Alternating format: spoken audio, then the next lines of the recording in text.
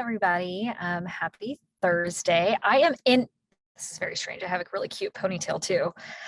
Glad it's ladies on the call. I am in one of those very bizarre felt lined phone booths in an office, like it's 2018. It's very exciting, but I'm here to do a quick talk on scaling happy and healthy teams, in particular during a global pandemic. And because I'm in this beautiful phone booth, I actually don't have two screens. So I'm going to do a talk, but I'm not going to share my slides today. So people in tech always talk about the hockey stick curve, how you can achieve that rate of compounding growth that sets up a company to lead in sort of a winner takes most market. And that curve is usually spoken about in terms of revenue or user-based growth. But what's often left out is the reminder that your team is riding this curve as well. So team sizes are growing, structures are changing, and then as someone who's on a team, you have to consistently deliver ways to drive value and company growth. You have to onboard new teammates, you have to operate new management structures, and then you're also trying to grow your own career. And as a fast growing company, you're basically climbing the curve of company growth as it shoots up into the right. And like climbing a mountain, it can feel super exhilarating, really fun, exciting, and exhausting all at once. And yet when I'm in a company, and I've done this a couple times, that's experiencing that kind of team growth, I don't think about those like sun-drenched Instagram posts from the top of a mountain, like celebrating the adventure. I actually think of a quote from a friend who recently climbed Half Dome in Yosemite. And what that person said is, this is kind of dangerous. Maybe they shouldn't just let people show up and do it. And I think that's kind of how it can feel when you're in a company that's growing really fast. It can feel a little bit dangerous, and it kind of feels like you can't just show up and do it. And there's some signs that teams are underprepared for super scaling. One is you constantly feel behind on staffing. Early employees might leave and say things like it's not the same company or it's too big. You start to feel buried under sort of like short-term work, and you have limited capacity to think sort of longer ahead. Everybody wants to become a manager, which is fair because a bunch of managers start showing up, and the business expands, and you're wondering about like your scope and the context of your work and what your impact is as an employee. And so as much as people say this kind of like pithy thing, thriving at a super scaling company is not about joining a rocket ship and just holding on. Whether your team is going from 0 to 1, 2 to 10, 50 to 100, 100 to 1,000, it can be really disorienting when team size multiply and product line scale. So I'm going to give a quick talk about some ideas on how to scale gracefully, especially with the backdrop of remote work and a global pandemic. And so who am I and why do I care so much of the process? I'm Claire. I'm the Chief Product Officer at Color. I lead our product design and engineering organization. And I've been a startup employee and a leader in almost every context imaginable, and including the messy middle. So I've been like the first product manager on the team, done middle management at very large public global companies. I've been a founder, CEO, which means you're like basically the salesperson and the engineer and the product manager and everything at my own company. I've been acquired as a founder and sort of plopped into leadership roles at a larger company. And then I've been promoted to the C-level and hired in as a C-level executive. And when I joined Color Health, I was brought in to really quickly catch up the team on significant company growth, which was fueled by a global pandemic and an accelerating health tech market. So in the year that I've been at Color, I've grown the team, I've tripled the size of our organization. We've gone from 2 to 5 product lines. We've added executives and directors within my organization. We've gone remote. We've gone international in terms of our team, and we've tried to put in basic operations. And trying to do that in under a year is just really no joke. It can be really taxing as a leader to hire and grow and develop the team. Teammates at all levels can struggle really to figure out their place in the organization. And these challenges span sort of like the tactical, the emotional, the operational. And unless you're prepared for what scaling can look at, you can like really burn out or even like leave the company when it's completely unnecessary. So what can you do to survive super scaling? There are some basic skills, frameworks, and some non-negotiables that can help you grow with your team. And in fact, when done right, being part of a fast growing org can completely change the trajectory of your career.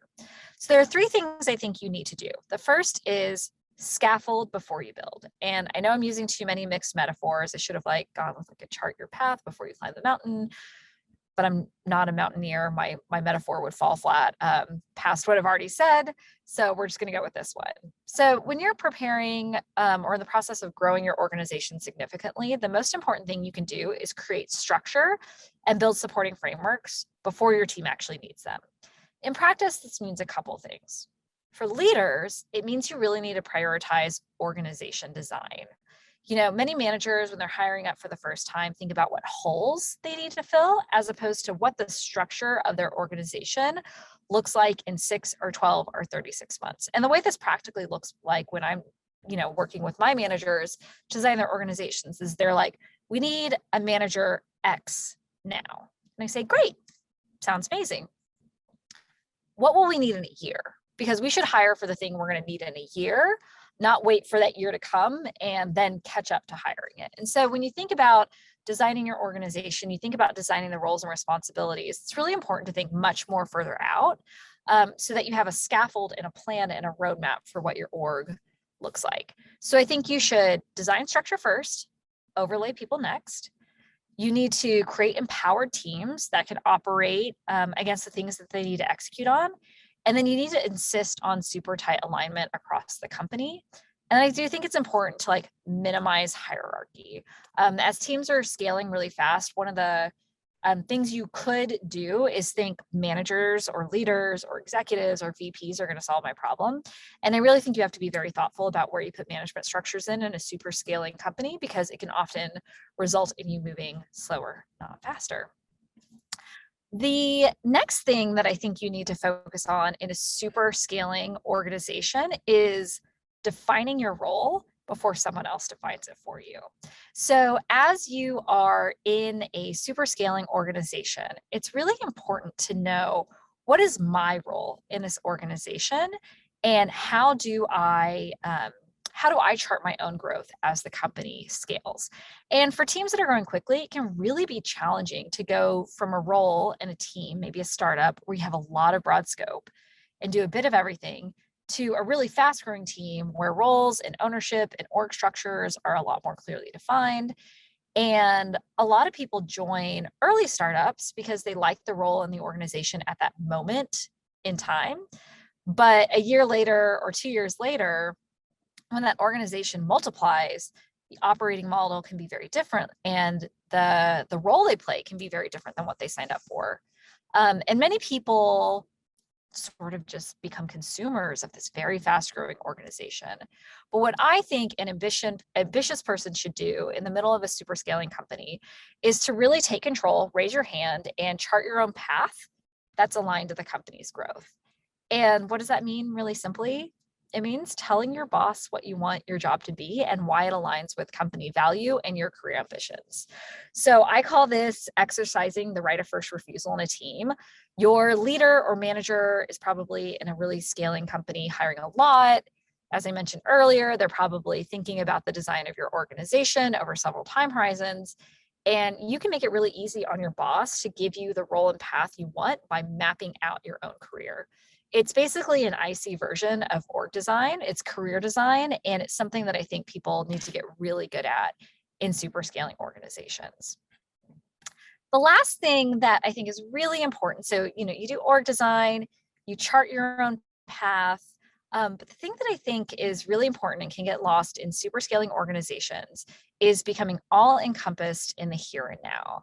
Your team can be hiring dozens of people, you can be shipping lots of products, you can be selling a lot of deals, and that's all great.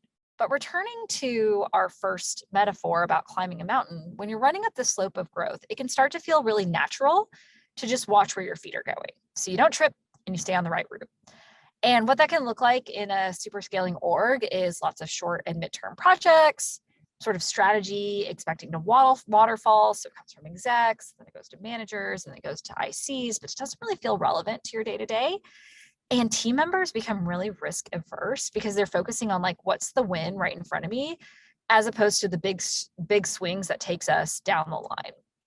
So when I see short-term small thinking in a super fast-growing organization, I honestly see it as a failing of leadership. And 9 times out of 10, it's because the organization does not have a shared, consistent view of the future that they're trying to build for their customers and their company. And it's a brutal exercise to do. It is not easy, but having a strategic articulation that everybody understands in your company, especially as you're growing and moving fast, can be really, really unlocking for an organization. And just to like make it super tangible, I'll share what this sounds like for Color. So Color is building the health system of the future for organizations that care about optimizing the health of their populations. And what is our goal? Our goal is to enable large-scale deployment of health services in any context. And we want to be the front door and the last mile of basic primary care for millions of people in diverse communities around the world. And then the most important part, how does all of our work ladder to that? So the way we're moving this broad, exciting vision forward this year is delivering high-value public health programs, extending our platform to a broad menu of clinical services, and putting operations in place to, spoiler alert, scale with our growth. And so I admit, I'm making it sound super simple to articulate a unifying vision and strategy, but I think it's one of the most important things you can do at any stage when you're growing really fast to align your team and make it easier to grow. And I'll end, because this is a speed talk a little bit, with one last non-negotiable in terms of scaling your team and keeping your eyes on what really matters. And my closing advice is have a little bit of fun. So at least for the people on the call that are in technology, at the end of the day, we're just all out here making some internet. Like, yes, I take very seriously the work that we're doing in healthcare and a huge responsibility to our communities and customers. I'm sure all of you take huge pride, and that was exciting, light went off, huge pride and responsibility and seriousness your work, especially at a fast growing company. But I also know that no one can deliver against ambitions if everybody on a team is miserable and no one's having fun. So really encourage you, when things are going fast, have fun. Scaling should feel fun. It should feel exciting. You should be able to laugh at good things, laugh at the bad things. And so I just encourage everybody on the team, make it your responsibility to make the scaling phase of a company fun, because it is. So that's it. Those are all my metaphors and tips on how to survive scaling, at least the ones that I have time to share today. And so if you're a team that needs to grow a team fast, or a leader, design your org, help people chart their own path, set a vision, and have a little fun. And so thank you so much for listening. It was really fun for me to think about what I would share with you today. And then my last bonus tip is always be hiring. So I'm hiring color.com/careers. I'm hiring a whole bunch of stuff. And that is one of the ways that I'm focused on scaling our organization. Thanks for the time.